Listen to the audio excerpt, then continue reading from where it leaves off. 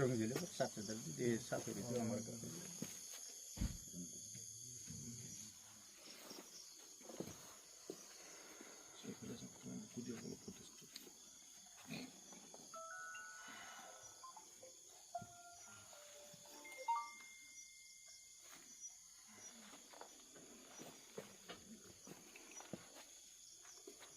গাড়ীখন দেখা mobile number 6900 380957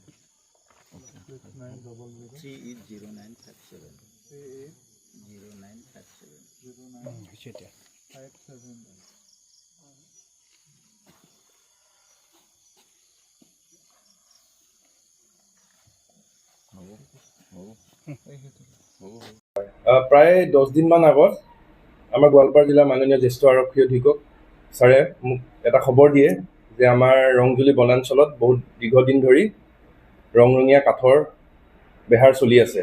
তো তেওঁলোকে কি কৰে, বহুত লোকে গছ কাটি চিমনিতলা, দলগুমা সেইবোৰ অভিমুখে কাঠবোৰ বৰপেটালৈ পঠায়, অবৈধ মিললৈ, আৰু কিছু সংখ্যক মেঘালয়লৈ পঠায়। তো সেই খবৰটো পাই মই সৰু সৰু কিছুমান টিম ফৰ্ম কৰোঁ। টিম ফৰ্ম কৰি ছাৰে কিছুমান জেগা কৈছিল যে এইকেইটা জেগাইদি তেওঁলোকে গছবোৰ নিয়ে বলেৰো পিকআপত। তো সেই জেগাত টিমবোৰক মই ৰাখিছিলোঁ। তেওঁলোকে ধৰক এই 10 দিনৰ পৰাই তাতে লুকাই ডিউটি কৰি আছিল। তো কালি এটা বিশেষ খবৰ পাওঁ যে এখন বলেৰো পিকআপ চিলুক অভিমুখে মেঘালয় এটা মিলৰ পৰা কাঠ লৈ আহি আছে। তো সেই খবৰ পাই মই অচিদুত নৈ আমি সেই জেগালৈ প্ৰচিড কৰোঁ। প্ৰচিড কৰি আমি সেই বলেৰো পিকআপখন জব্দ কৰোঁ। জব্দৰ লগতে তেওঁলোকৰ তাতে 3জন লোক আছিল। 3জন লোকৰ লগত আমি প্ৰায় 90ডাল কাঠ জব্দ কৰোঁ। তো জব্দ কৰি আমি 3জনক দুধনৈ থানালৈ আনো। থানা আনি তেওঁলোকৰ স্বীকাৰ ভিত্তিত আমি এজন লোকৰ কথা গম পাওঁ, তেওঁৰ নাম হামিদুল ইছলাম। হামিদুল ইছলামৰ কথা আগতেও মোক ছাৰে কৈছিলে। তো তেখেতক আমি চাই আছিলোঁ, কিন্তু তেখেত পলায়তক হৈ আছিল। তো তেওঁলোকৰ স্বীকাৰ ভিত্তিত আমি গম পাওঁ যে কালি ৰাতি হামিদুল ইছলামে কাহিবাৰী অঞ্চলত লুকাই থোৱা কিছুমান শাল গছ তেওঁ তাৰ পৰা তেওঁৰ বলেৰো পিকআপত নি চিমনিতলা অভিমুখে নিব।